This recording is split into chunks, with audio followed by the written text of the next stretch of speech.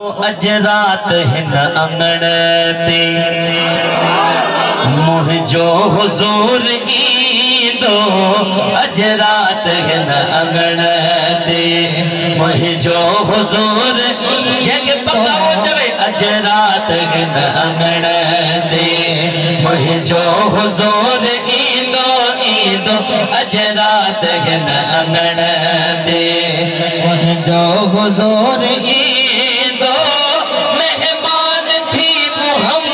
सोहणो मेहमान थी मोहम्मद सोहणो मेहमान थी मोहम्मद मदनी ईंदो जरूर ईंदो। अज रात हिन अंगण ते जो मुझो हुजूर ईंदो। अज रात हिन अंगण ते सुभान अल्लाह। ऐसा मां सच तो चवां मिलंदियूं तोखे मुबारकू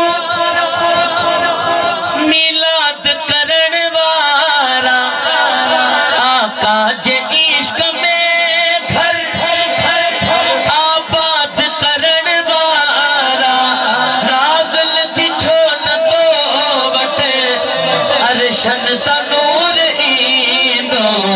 अज रात हिन अंगण ते जो मुझो हुजूर ईंदो।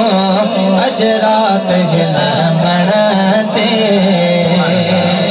हेॾियूं महफ़िलूं सजाइण एतिरा महिमान घुराइण आसान त न हूंदो, पर हाणे जंहिंखां महबूब पंहिंजी ग़ुलामी जो कमु वठे थो हुनजे लाइ मुश्किल बि न आहे। कीअं क़िबला जंहिंखे महबूब पसंदि फरमाए पे लिस्ट पेश थींदी हुई न सरकार जी बारगाह में, त महबूब केरु केरु सजाए मिलाद। हाँ जंहिंजो मुक़द्दर जागे उनके घर में महफिल सजी वने। ही शेर मेज़बान जी नजर खैरुल वरा जी खातिर जेको भी खर्च तो क्यों किस्मत संदो मिलो थई। अज खुश नसीब मो क्यों तोखे इन जे एवज़ पियारण तहोर ईंदो। अज रात हिन अंगण ते मुझो हुजूर ईंदो ईंदो। अज रात हिन अंगण ते अप्रैल में घोड़ा ॾिसो ये ख़ुशीअ जा घोड़ा आहिनि। रड़ी रड़ी रात निगाह मत नेड़े महायु मुनीर दुखी पंहिंजे दुख जा करे छा बाबु नज़ीर। सीने सूर सवा थिया बेली चाक पवन ता चीर ओ सोना चीज़ल ॾिस त फ़कीर जेके सूरन मंझ सड़ी वया। इमरान भाई मिस्कीन थी करे भी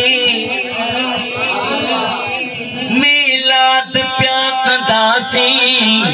मिस्कीन थी करे भी मिलाद प्या कंदासी।